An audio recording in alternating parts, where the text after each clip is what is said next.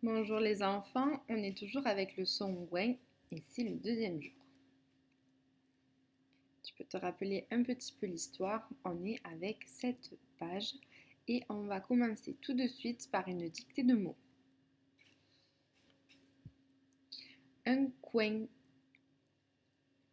un coin, une pointure,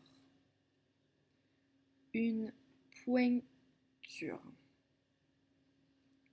un témoin, un témoin, un soin, un soin et joindre, joindre. Correction. Je sais que je vais toujours un peu vite, mais en fait, je trouve que à la maison, il y a au moins la chance que vous puissiez aller tous à votre rythme. Donc, je préfère que vous mettiez pause, que vous preniez votre temps et qu'on ait la correction après, quoi. Parce que si je laisse du temps, il y en a qui vont attendre et il y en a qui en auront toujours pas assez. Allez, on va passer au mot-outil du jour. Le mot-outil du jour, c'est un mot qu'on connaît très bien, qu'on voit très souvent, après. Donc après, il est en deux syllabes. D'abord A et toutes les dernières lettres, elles font une seule syllabe, près. Ok? On dit après, mais attention, c'est bien un accent grave qu'on a. Donc en réalité, on devrait plus prononcer après. Alors, ce mot-outil après, on le retrouve dans des phrases comme je mangerai après toi. Après la pluie vient le beau temps.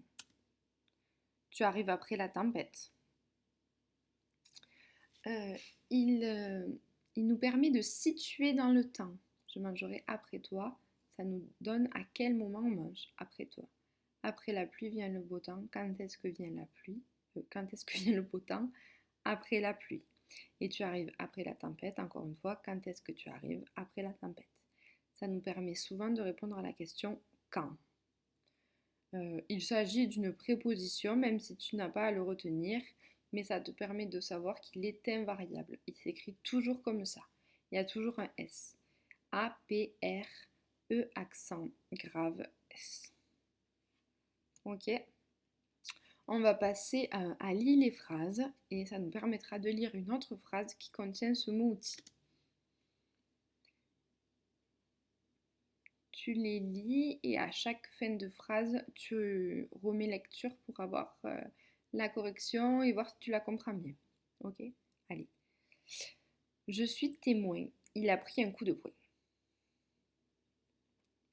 Le coiffeur fait un soin après le shampoing.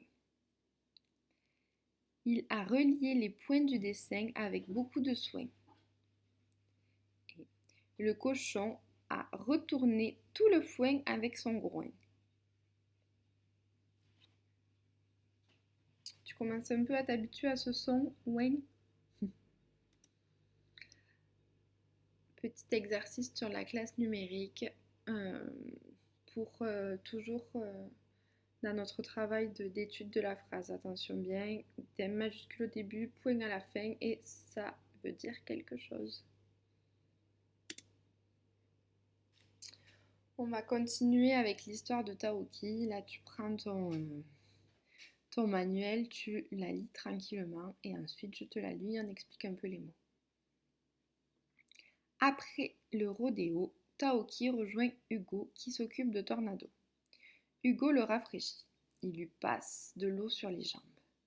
Taoki lui brosse le poil pour qu'il soit doux et propre. Il prend bien soin de son nouveau copain. De son côté, Lily fait le tour du ranch avec Jack. Il lui montre le hangar où sont rangés le foin, l'orge et l'avoine pour nourrir les chevaux. De retour aux écuries, Lily retrouve Taoki endormi dans un coin. Quelle dure journée.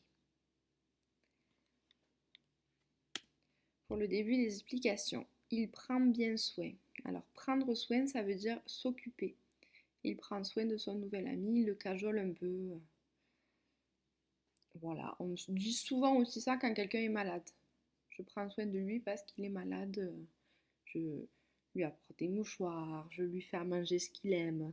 C'est souvent le rôle des mamans, ça un peu. Allez, prochain mot un peu difficile, le hangar. Alors, le hangar, c'est ça par exemple. C'est un grand bâtiment qui nous permet de ranger du matériel ou de la nourriture, notamment quand on a une ferme ou un ranch pour les chevaux, les vaches. On y met souvent du foin ou alors des tracteurs, tout le matériel un peu agricole qui nous sert pour la ferme.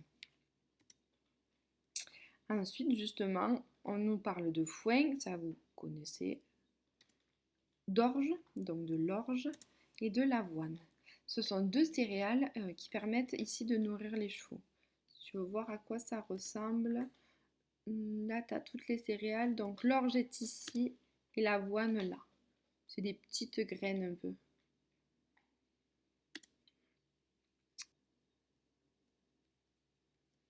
Et pour finir, et pour voir si tu as bien compris l'histoire de ta outil, sur la classe numérique, tu peux faire l'exercice 8.